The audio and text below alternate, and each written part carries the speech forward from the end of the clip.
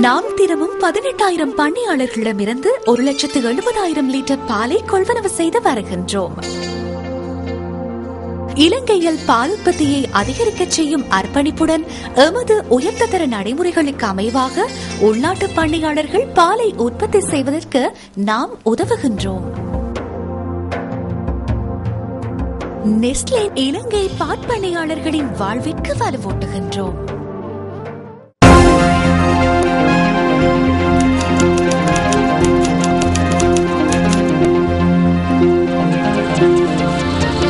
வணக்கம். வணக்கம். இது இலங்கையின் முதல் தர செய்தி வழங்குனர் நியூஸ் ஃபர்ஸ்டின் பிரதான செய்தி. உங்களுடன் இணைந்து கொள்வோர் சந்திரிகா ஆறுமுகம், பியாஸ் ஹாரிஸ். இன்றைய விரிவான செய்திகளுக்கு செல்லும் முன்னர் தலைப்புச் செய்திகள்.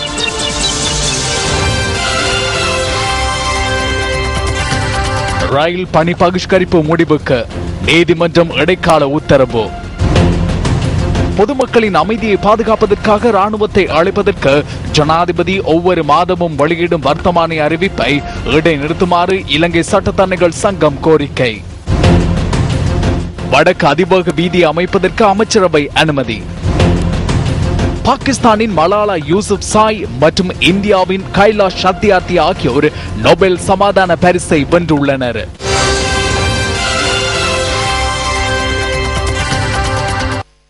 இரண்டு நாட்களாக முன்னெடுக்கப்படும் பணி பகிஷ்கரிப்பு போராட்டத்தினால் இலங்கை ரயில்வே திணைக்களத்துக்கு சுமார் 36 மில்லியன் ரூபாய் வருமானம் இல்லாமல் போயுள்ளதாக சிரேஷ்ட அதிகாரி ஒருவர் தெரிவித்துள்ளார். இதேவேளை இந்த பணி பகிஷ்கரிப்பு போராட்டத்தை இடைநிறுத்துமாறு கொழும்பு மாவட்ட நீதிமன்றம் இன்று இடைக்கால தடையுத்தரவை பிறப்பித்துள்ளது. ரயில் பயணிகள் மூவர் தாக்கல் செய்துள்ள மனுக்களை பரிசீலனைக்கு எடுத்துக்கொண்ட கொழும்பு மாவட்ட நீதவான் சுஜாதா அழகுபெரும இந்த இடைக்கால தடை உத்தரவை பிறப்பித்துள்ளார். 26 புகையிரத தொழிற்சங்கங்கள் பிரதிவாதிகளாக மனுவில் சுட்டிக்காட்டப்பட்டுள்ளன. இம்மாதம் 24ஆம் தேதி வரை இந்த இடைக்கால தடை உத்தரவு பிறப்பிக்கப்பட்டுள்ளது. அதேபோன்று ரயில் ஊழியர்களுக்கு அவர்களின் சேவைகளுக்காக எவ்விதமான அழுத்தங்களோ அல்லது தடைகளோ ஏற்படுத்தக்கூடாது என தெரிவித்துள்ள நீதிமன்றம் எதிர்வரும் 24ஆம் தேதி மனுவின் பிரதிவாதிகளுக்கு நீதிமன்றில் ஆஜராகுமாறு அறிவித்துள்ளது. ரயில் தொழிற்சங்கங்கள் பணி பகிஷ்கரிப்பு போராட்டம் ஆரம்பித்து 48 மணித்தியாலங்கள் கடந்துள்ளன. பொதுவாக நாளொன்றுக்கு 380 ரயில் சேவைகள் இடம்பெறுவதாக ரயில்வே திணைக்களம் தெரிவித்துள்ளது.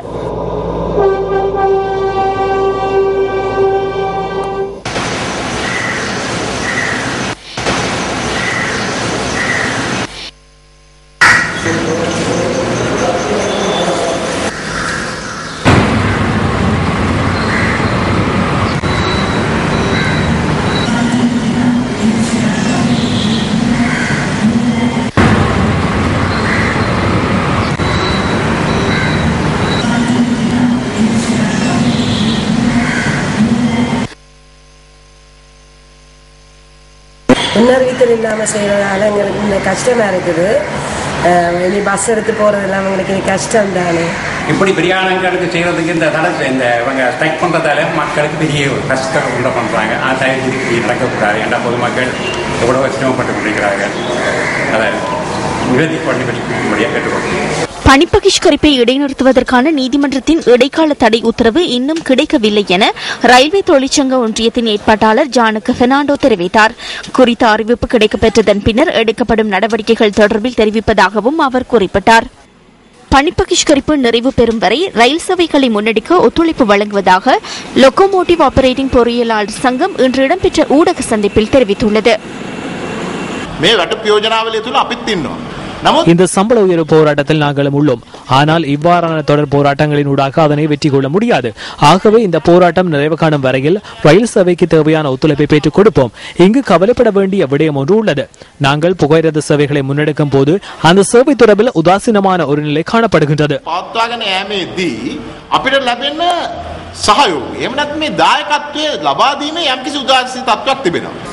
நாளொன்றிற்கு சுமார் 3,50,000 பேர் ரயில் சேவையை நாடுவதுடன் தற்போது முன்னெடுக்கப்படும் பணி பகிஷ்கரிப்பினால் ஒரு நாளுக்கு 13 மில்லியன் ரூபாய் வருமானம் இல்லாது போயுள்ளது.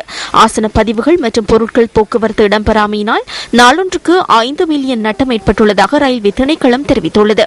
இதன் அடிப்படையில் 2 நாட்களில் சுமார் 36 மில்லியன் ரூபாய் வருமானம் ரயில்வே திணைக்களத்திற்கு இல்லாமல் போயுள்ளது.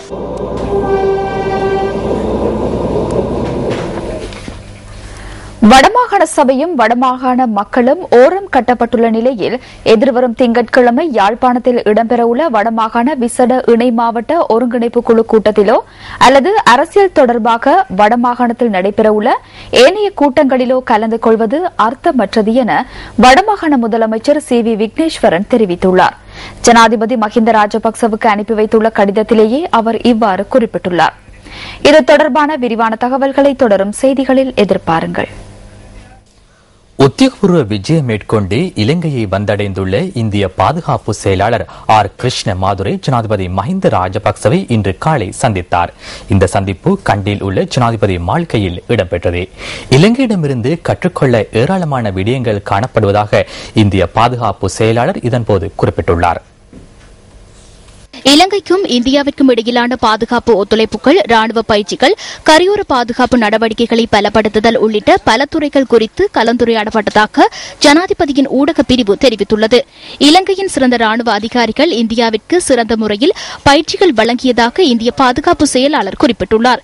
இலங்கையிடமிருந்து கற்றுக்கொள்ள ஏராளமான விடயங்கள் காணப்படுவதாக இந்திய பாதுகாப்பு செயலாளர் ஜனாதிபதி மஹிந்த ராஜபக்சவிடம் சுட்டிக்காட்டியுள்ளார். இலங்கை மீனவர்கள் எதிர்நோக்குகின்ற பிரச்சினைகள் குறித்து கலந்துரையாடப்பட்ட ஜனாதிபதி ஊடக பிரிவு குறிப்பிட்டுள்ளது. இந்தியாவின் ஆழ்கடல் மீன்பிடி காரணமாக இலங்கை மீனவர்கள், முக்கியமாக வடக்கு மீனவர்கள் எதிர்கொள்ளும் பிரச்சினைகள் தொடர்பிலும் ஜனாதிபதி மஹிந்த ராஜபக்ச இந்திய பாதுகாப்பு செயலாளர் கிருஷ்ண மாதுருக்கு தெளிவுபடுத்தியுள்ளார். ஆழ்கடல் மீன்பிடி நடைமுறை தொடருமானால் இலங்கை, இந்திய நாடுகளில் உள்ள மீன் வளங்கள் முழுமையாக அழிந்து போகும் என்பதை சுட்டிக்காட்டிய ஜனாதிபதி மஹிந்த ராஜபக்ச இலங்கையின் வடபகுதியில் உள்ள மீனவர்கள் இதன் காரணமாக அதிகம் பாதிக்கப்படுவார்கள் எனவும் சுட்டிக்காட்டியுள்ளார். இரு நாடுகளினதும் பாதுகாப்பு குறித்து இணக்கப்பாடொன்றை எட்டுவது தொடர்பில் ஜனாதிபதி மஹிந்த ராஜபக்ச மற்றும் இந்திய பாதுகாப்பு செயலாளர் ஆகியோருக்கு இடையில் கலந்துரையாடப்பட்டுள்ளது. வடமாகாண சபையும் வடமாகாண மக்களும் ஓரம் கட்டப்பட்டுள்ள நிலையில் எதிர்வரும் திங்கட்கிழமை யாழ்ப்பாணத்தில் இடம்பெறவுள்ள வடமாகாண விசேட இணை மாவட்ட ஒருங்கிணைப்பு குழு கூட்டத்திலோ அல்லது அரசியல் தொடர்பிலான வடமாகாணத்தில் நடைபெறவுள்ள ஏனைய கூட்டங்களிலோ கலந்து கொள்வது அர்த்தமற்றது என வடமாகாண முதலமைச்சர் சி வி விக்னேஸ்வரன் தெரிவித்துள்ளார். ஜனாதிபதி மஹிந்த ராஜபக்சவுக்கு அனுப்பி வைத்துள்ள கடிதத்திலேயே அவர் இவ்வாறு குறிப்பிட்டுள்ளார். 13 முக்கிய விடயங்களை வடமாகாண முதலமைச்சர் ஜனாதிபதிக்கு அனுப்பியுள்ள கடிதத்தில் சுட்டிக்காட்டியுள்ளார். 2 வருட இடைவெளிக்கு பின்னர் நடைபெறும் விசேட இணை மாவட்ட ஒருங்கிணைப்பு குழு கூட்டம் பற்றி வடமாகாண சபை கலந்து ஆலோசிக்கப்படவில்லை என்றும் அது குழப்பத்தையும் விசனத்தையும் ஏற்படுத்துவதாக சி வி விக்னேஸ்வரன் குறிப்பிட்டுள்ளார். மேற்கோள் ஆரம்பம். இம்மாதம் 12ஆம் தேதி மேன்மை தங்கிய நீங்கள் கிளிநொச்சியில் வைத்து வடமாகாண காணிகள் சம்பந்தமான அனுமதி பத்திரங்களை சுமார் 20,000 பேருக்கு வழங்க இருப்பதாக அறிகின்றோம். அத்துடன் பல தூர இடங்களில் இருந்தும் 400க்கும் மேற்பட்ட பஸ் வண்டிகளில் மக்களை கிளிநொச்சிக்கு கொண்டுவர ஆயத்தங்கள் செய்யப்படுவதாகவும் அறிகின்றோம்.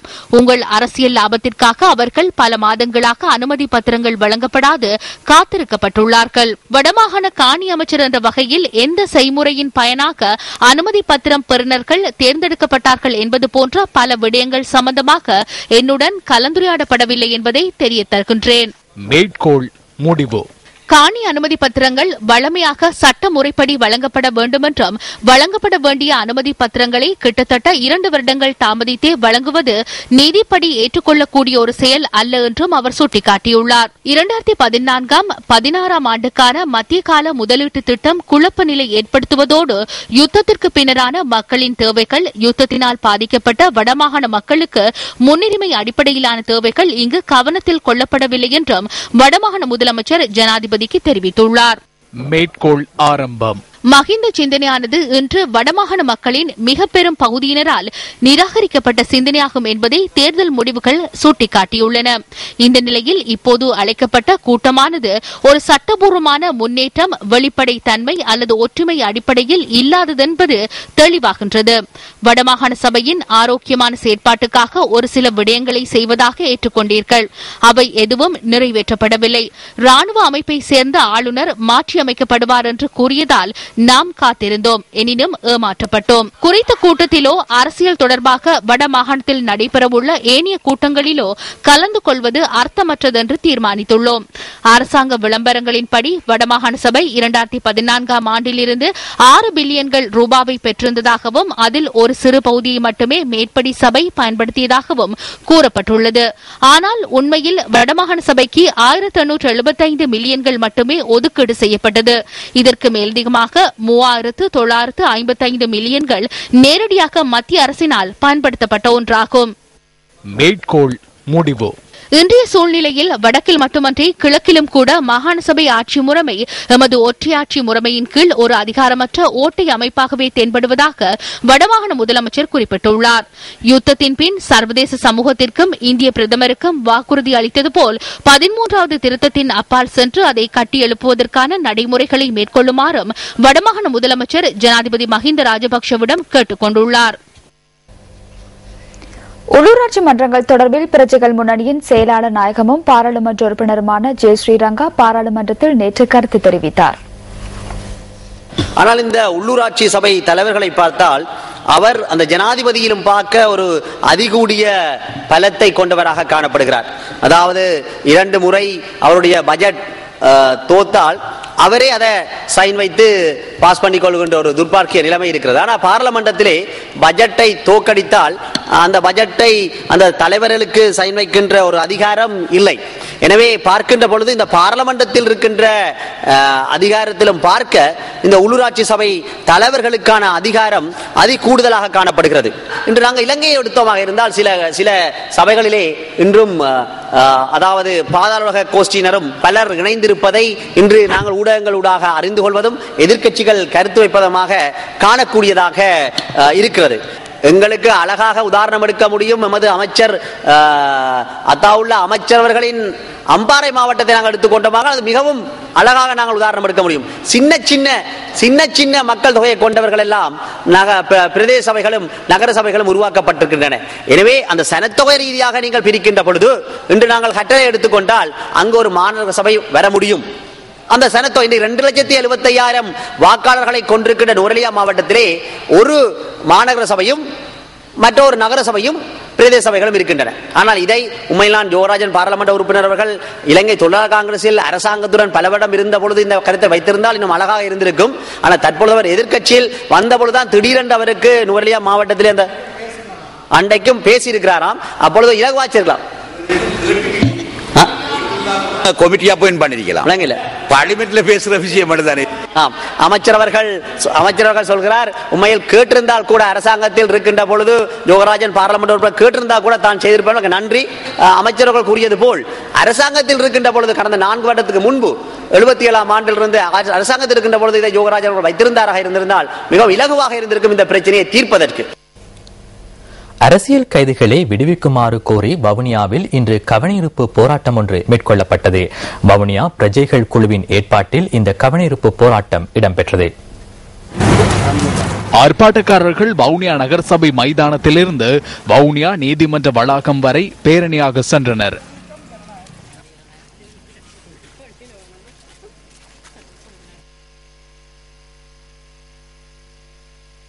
வவுனியா நீதிமன்ற வளாகம் வரை சென்ற ஆர்ப்பாட்டக்காரர்களுக்கு நகரசபை பிரதான வீதியில் தடைகள் ஏற்படுத்தப்பட்டிருந்ததாக எமது செய்தியாளர் தெரிவித்தார்.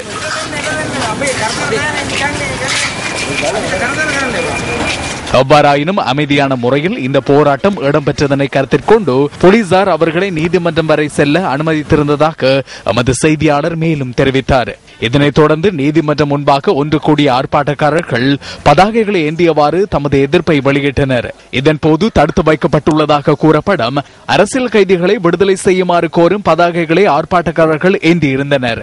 இந்த ஆர்ப்பாட்டத்தில் தமிழ் தேசிய கூட்டமைப்பின் பாராளுமன்ற உறுப்பினர்கள், தமிழ் தேசிய மக்கள் முன்னணியின் உறுப்பினர்கள், முற்போக்கு தமிழ் தேசிய கட்சியின் உறுப்பினர்கள், பிரஜைகள் குழு பிரதிநிதிகள், தென்னிலங்கை மனித உரிமை அமைப்பின் பிரதிநிதிகள், அரசியல் கட்சி பிரதிநிதிகள், பிரதேச சபை உறுப்பினர்கள், மனித உரிமை செயற்பாட்டாளர்கள் மற்றும் காணாமற் போனவர்களின் உறவினர்கள் உட்பட பலர் கலந்து கொண்டிருந்தனர். போர் முடிந்து 5 வருட காலங்களுக்கு உள்ளேயும் இந்த சிறையில் இருக்கக்கூடியவர்கள் அத்தனை பேருக்கும் ஒரு பொது மன்னிப்பை வழங்கி அவர்களை தங்களுடைய குடும்பங்களோடு இணைந்து ஒரு இயல்பு வாழ்க்கைக்கு செல்வதற்கு அரசாங்கம் உரிய நடவடிக்கை எடுக்க வேண்டும். வடக்கு அதிவேக வீதியை நிர்மாணிப்பதற்கு தேவையான செயற்பாடுகளை முன்னெடுப்பதற்காக ஜனாதிபதி சமர்ப்பித்த அமைச்சரவை பத்திரத்துக்கு அமைச்சரவை அனுமதி கிடைத்துள்ளது. 5 தரகர்களுக்கு பிரிக்கப்பட்டு துரித கதியில் வீதி நிர்மாண பணிகளை முன்னெடுக்க உள்ளதாக அமைச்சரவை பேச்சாளர் அமைச்சர் கஹலி ரம்புக்வெல்ல தெரிவித்தார். வடக்கு அதிவேக வீதியின் ஒரு பகுதி எண்டெரும்புள்ளையிலிருந்து கலேவல வரையும், பொதுக்கர முதல் கலகெதர வரையும் இணைப்பு பாதையும் முதற்கட்டமாக நிர்மாணிக்கப்பட உள்ளது. எண்டெருமுள்ள பெயான்கொட, மிரிக்கம, நாகலகமுவ, அலகொலதெனிய, மெத்தகெடிய, கலேவல ஊடாக அதிவேக வீதி நிர்மாணிக்கப்பட உள்ளது. பொதுக்கர முதல் கலகெதர வரை இணைப்பு பாதை நிர்மாணிக்கப்பட உள்ளது. ஆரம்ப திட்டங்கள் தயாரிக்கப்பட்டுள்ளதுடன் சுற்றாடல் பாதிப்புகள் தொடர்பில் ஆராய்தல் மற்றும் இடங்களை பெற்றுக்கொள்ளும் நடவடிக்கைகள் முன்னெடுக்கப்படுவதாக அமைச்சரவை பேச்சாளர் குறிப்பிட்டார். முதலில் 19ஆம் தேதி பொதுகர முதல் ரம்புக்கணை வரையும், ரம்புக்கணை முதல் கலகெதிர வரையிலான நிர்மாண பணிகள் ஜனாதிபதியால் ஆரம்பித்து வைக்கப்பட உள்ளன. மிக விரைவில் நிர்மாண பணிகளை நிறைவு செய்ய எதிர்பார்க்கின்றோம். கொழும்பு காலி அதிவேக வீதி 72 மைல் தூரம், கிலோமீட்டரில் 116 கிலோமீட்டராக உள்ளது. அதற்கு பல வருடங்கள் கடந்தன. இதே தாமதம் கொழும்பு கண்டி வீதிக்கும் காணப்படுகின்றது. எனவே 8 ஒப்பந்தக்காரர்களுக்கு பிரித்து வழங்குகின்ற போது விரைவில் நிர்மாண பணிகள் நிறைவு பெறும் என எதிர்பார்க்கின்றோம்.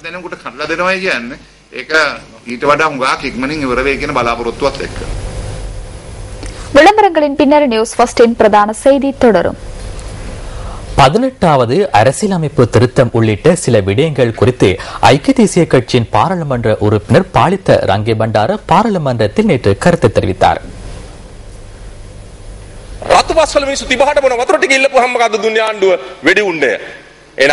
ரத்துபஸ்வல மக்கள் தாகத்துக்கு குடிப்பதற்கு தண்ணீர் கேட்கும் பொழுது அரசாங்கம் அவர்களுக்கு துப்பாக்கி வேட்டைகளையே கொடுத்தது.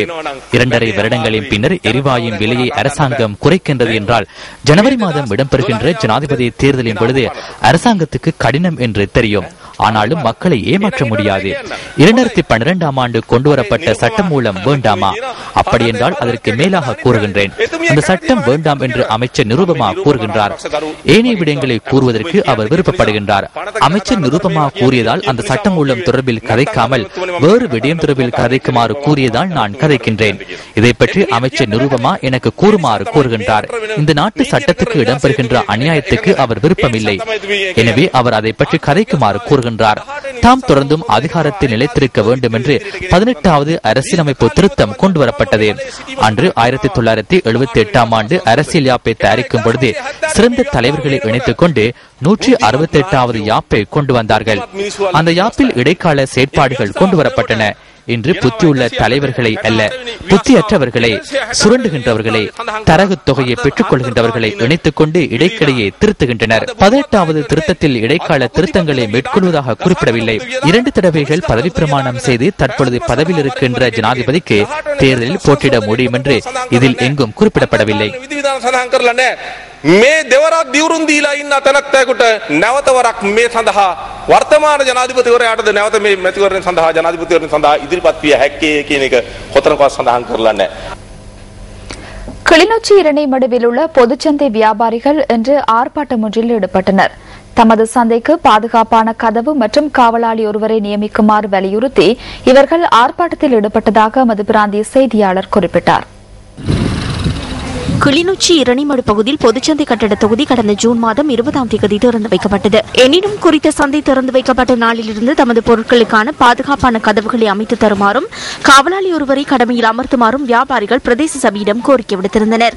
எவ்வாறாயினும் தமது கோரிக்கைக்கு இதுவரையில் பிரதேச சபை செவிசாய்க்கவில்லை என வியாபாரிகள் நியூஸ் ஃபர்ஸ்டுக்கு தெரிவித்தனர். நாங்க சந்தை நடத்தி கொண்டு வரோம், கதவும் போடாம ஒரு வாச்சரம் இல்லாம நாங்க இடவாட கட்டி கொண்டு வரோம்.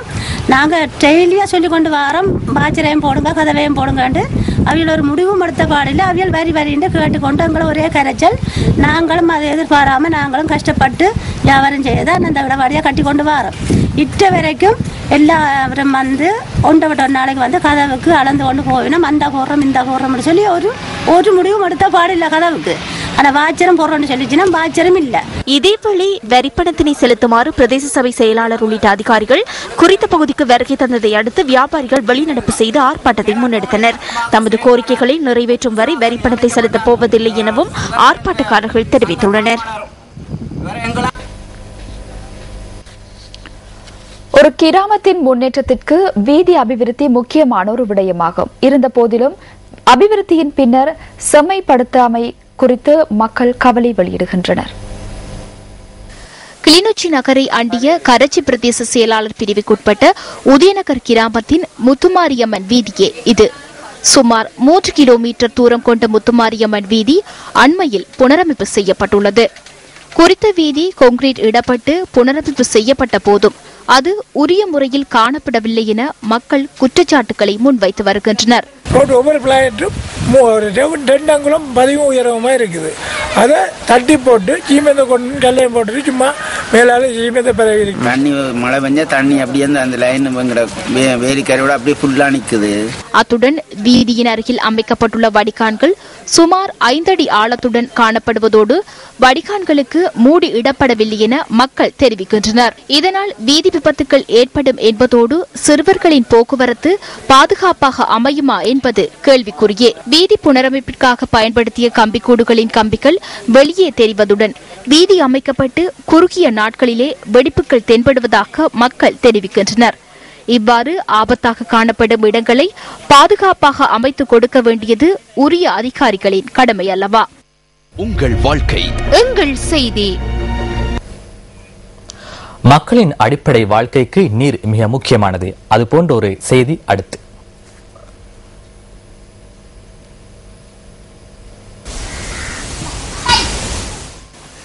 கடலெண்ணெயின் செழிப்பை மிகவும் சிறந்த முறையில் அனுபவிக்கக்கூடிய மக்களை கொண்ட வனப்புமிகு பிரதேசம் புத்தளம். ஆனால் இந்த மாவட்டத்தின் கட்பிட்டி பிரதேச சபைக்குட்பட்ட தில்லையூர் கிராமத்தில் வாழும் மக்கள் அன்றாடம் வாழ்க்கைக்கு தேவையான குடிநீரை பெற்றுக் கொள்வதில் எதிர்நோக்கும் சிக்கல்களோ ஏராளம்.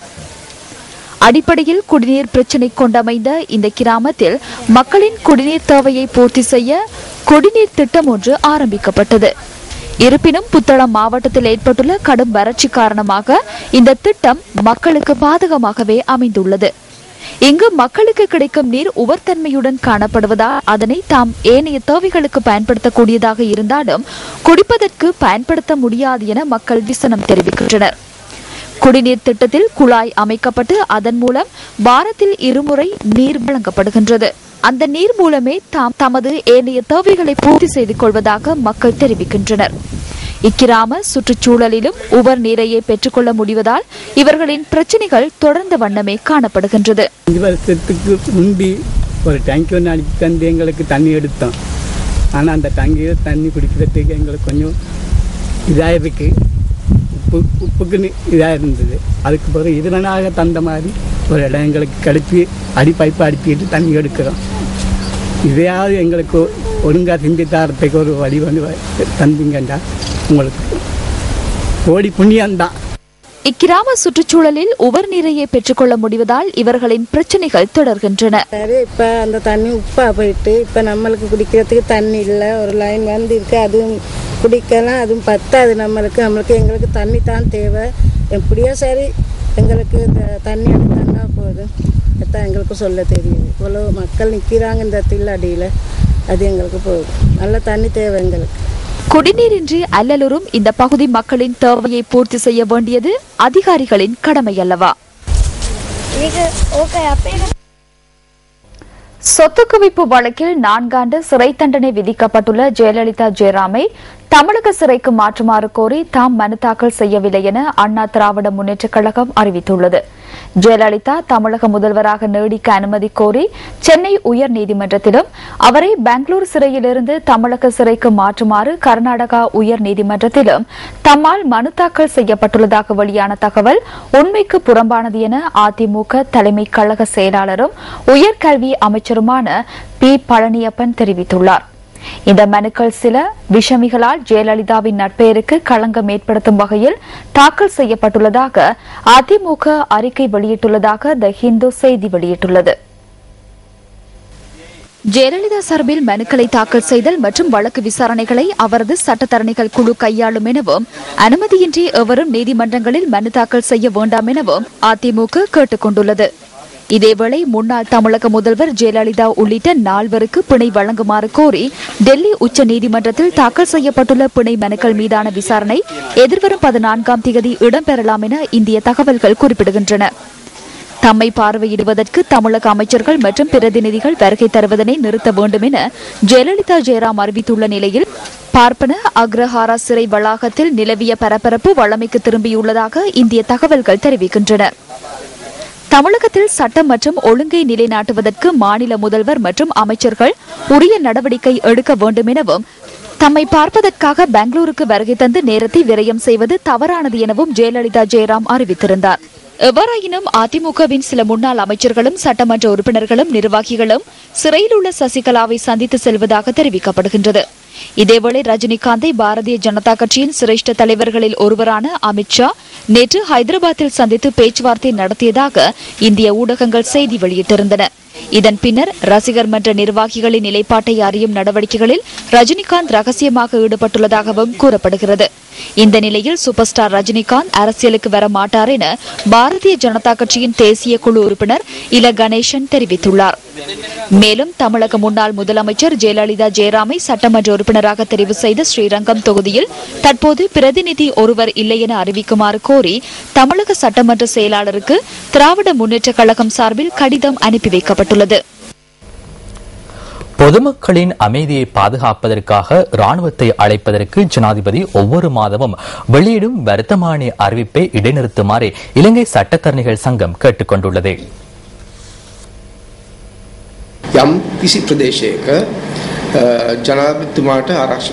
ஏதேனும் ஒரு பிரதேசத்தில் காணப்படும் போலீஸ் அதிகாரத்தை இராணுவத்திடம் ஒப்படைக்க பாதுகாப்பு அமைச்சர் என்ற வகையில் ஜனாதிபதிக்கு உரிமை உள்ளது. ஆனால் குறித்த வர்த்தமானி அறிவிப்பினூடாக போலீஸ் அதிகாரத்தை இராணுவம், விமானப்படை மற்றும் கடற்படை ஆகிய முப்படைகளுக்கும் ஒப்படைக்க முடிகின்றது. முழு இலங்கைக்கும் இது செல்லுபடியாக நிலையிலேயே காணப்படுகின்றது. ஏதேனும் ஒரு பிரதேசத்தில் மக்களின் பாதுகாப்பிற்கு அச்சுறுத்தல் ஏற்படுமாயின் பாதுகாப்பு அமைச்சர் என்ற வகையில் ஜனாதிபதிக்கு அந்த பிரதேசத்தில் போலீஸ் அதிகாரத்தை ராணுவத்திடம் ஒப்படைக்க முடியும் என பொதுமக்கள் பாதுகாப்பு சட்டத்தின் 12வது சரத்தில் குறிப்பிடப்பட்டுள்ளது. விசேட வர்த்தமானி அறிவிப்பினூடாக 25 மாவட்டங்களில் பொதுமக்களின் அமைதியை பாதுகாப்பதற்காக அனைத்து பாதுகாப்பு படைகளின் உறுப்பினர்களும் அழைக்கப்பட்டுள்ளனர்.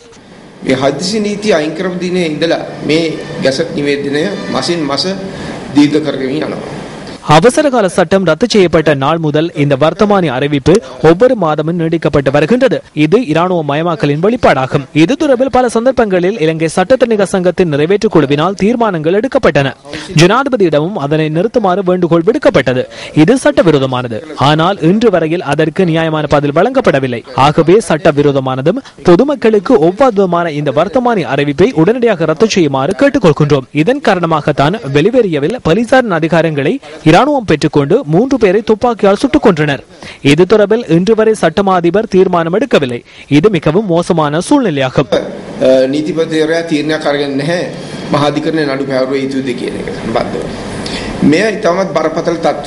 இன்று இடம்பெற்ற அமைச்சரவை தீர்மானங்களை அறிவிக்கும் ஊடக சந்திப்பிலும் அமைச்சர் ஹெஹலிய ரம்புக்வெலவிடம் இது குறித்து கேள்வி எழுப்பப்பட்டது. அது குறித்து எனக்கு தெரியாது, அதனை பார்த்துவிட்டு கூறுகின்றேன்.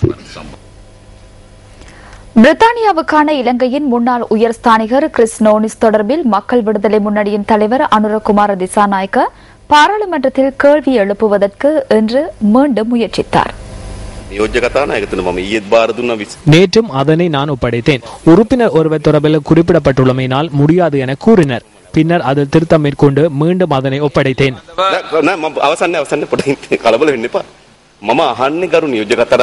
தூதுவர் மீது தாக்குதல் மேற்கொள்ளப்பட்டுள்ளதா? யார் தாக்கியது? எப்போது தாக்கப்பட்டார் என்றே நான் கேட்டுள்ளேன்.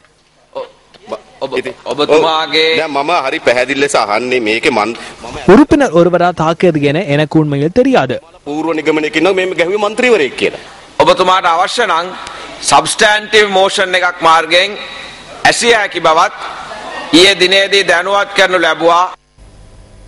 எவ்வாறாயினும் பாராளுமன்றத்தில் இடம்பெற்ற சபை ஒத்திவைப்பு விவாதத்தின் போது சூட்சுமமான முறையில் மக்கள் விடுதலை முன்னணியின் தலைவர் கிறிஸ் நோனிஸ் தொடர்பில் கருத்து தெரிவித்தார்.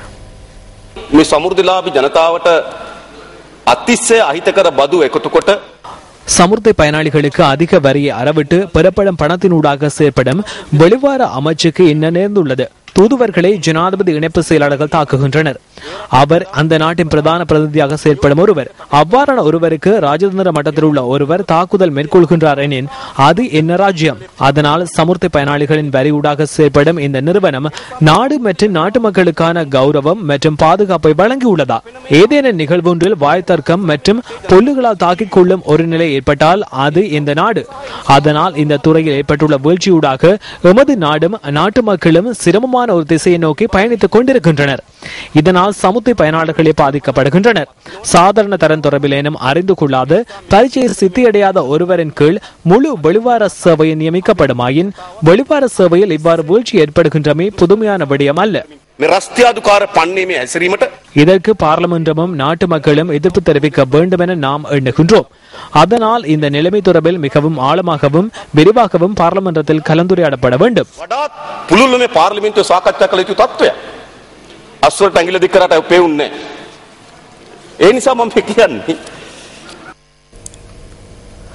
டாக்டர் கிறிஸ் நானிஸ் தொடர்பில் ஏற்பட்டுள்ள பிரச்சனையை ராஜதந்திர பிரச்சனையாக மாற்ற வேண்டாம் என அமைச்சரவை பேச்சாளர் அமைச்சர் கெஹலிய ரம்புக்வெல்ல கேட்டுக் கொண்டுள்ளார்.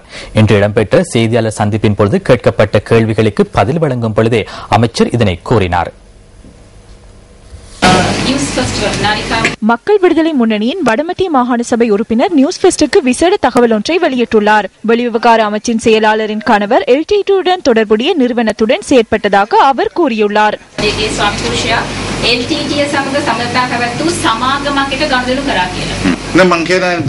இது குறித்து சட்ட நடவடிக்கைகளுக்கு செல்ல வேண்டும். ஏனென்றால் இதனை பாராளுமன்றத்தில் கூறவில்லை.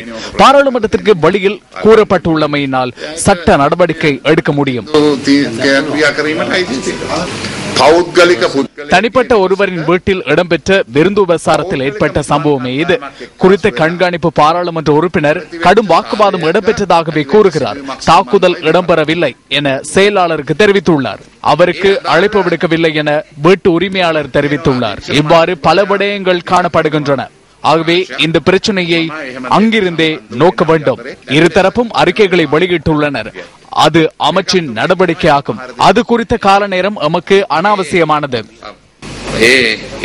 නිවස හිමියා එහෙම නැත්නම් ඒ ආරාධනා කරපයා තුමා කියනවා මම මෙතුමාට ආරාධනා කරලා නැහැ කියලා. ඔය කියපු තානාපතිවරයා. මෙවැනි කරුණු ගණනාවක් එතන තියෙනවා. இதேவேளை அனைத்து நிறுவன ஊழியர் சங்கத்தின் தலைவர் வசந்த சமரசிங்க இலங்கையின் வெளிவிகார சேவை தொடர்பில் நேற்று நியூஸ் லைனுக்கு கருத்து தெரிவித்தார். இது தொடர்பிலான விரிவான தகவல்களை எமது அடுத்த பிரதான செய்தியில் எதிர்பாருங்கள். இத்துடன் நியூஸ் ஃபர்ஸ்டின் 8 மணி பிரதான செய்தி நிறைவு பெறுகின்றது. நியூஸ் ஃபர்ஸ்டின் டுநைட் செய்தி 10:45 எதிர்பாருங்கள். வணக்கம்.